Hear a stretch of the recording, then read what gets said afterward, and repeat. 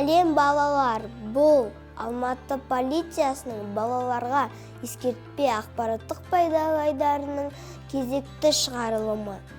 Ал мен оның жүргізушісі Айару Ерсінқызымын.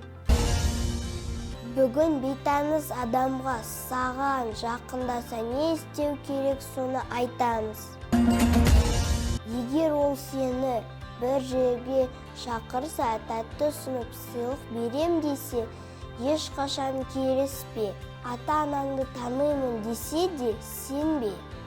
Батып айт, мен сізді танымаймын. Адамдар бар жаққа бар, дүкенге өтіп бара жатқан кісілерге немесе күзетшіге жақында. Айқайла, көмектесіңіздер, мен бұл адамды танымаймын.